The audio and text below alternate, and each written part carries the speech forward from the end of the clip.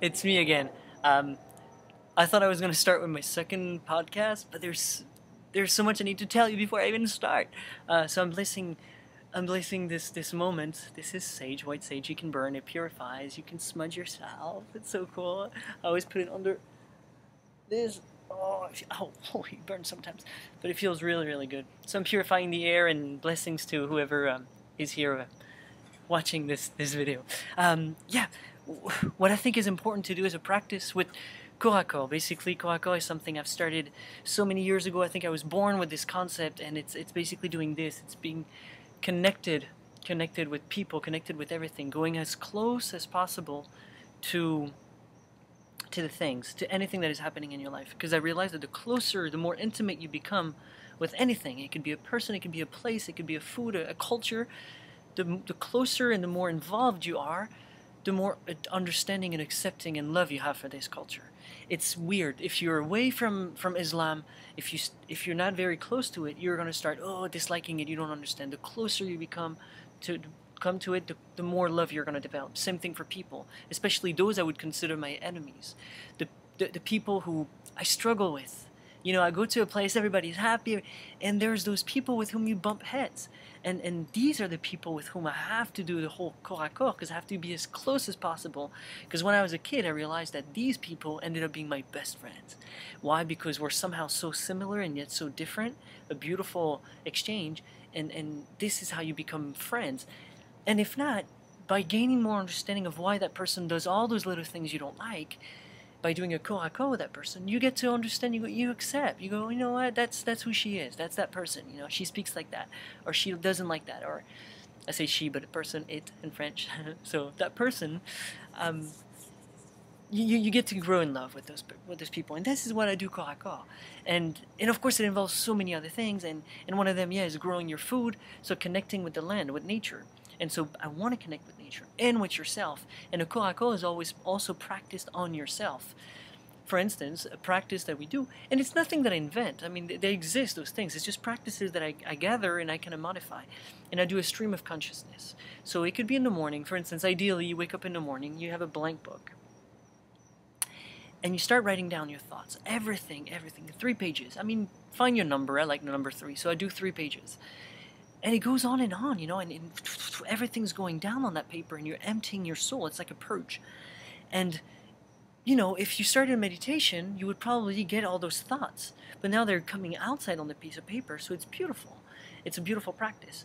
And the videos I'm doing now, it's basically, that's what it is. It's my stream of consciousness. So I'm giving myself little rules. For instance, it should be one shot. These videos, it's one little monologue. I don't know how long it's going to take me. It could be a minute, it could be 5. It doesn't matter, as long as I feel like talking or whatever I want to share. It will be put out there in the noosphere for anybody to hear, to listen to, or for nobody. You know, you think about numbers, and I'm on YouTube, and I'm like, oh, will people start liking me? You know, this is based on my fear, because I want to succeed. You want to do something good. You want to make sure, you know, you're appreciated. I mean, you're sort of afraid to have all those weird comments that people leave down there with, like, really, really aggressive comments of people not understanding you and saying really mean things that I'm like, why would you even spend time and do this? So, and you know what, I don't care, and I'm not going to reply to any of those, and they have their opinion, so be it. People insult me if you want, but be really original when you insult me. Come on, dude. You should go on my video, the scarification. Oh man, that went crazy. The crazy emails I got from this, that was fun. Yeah, oh yeah, look at this. On YouTube you can do this. Click here. Yeah, if you click here, you're actually going to see the video of scarification. But finish watching this one, okay? Cool. Right here. Cool. I love it. Yeah, I wanted to tell you another reason I'm doing this. I told you it's one of my dreams, but my other dream is to basically have my own TV channel.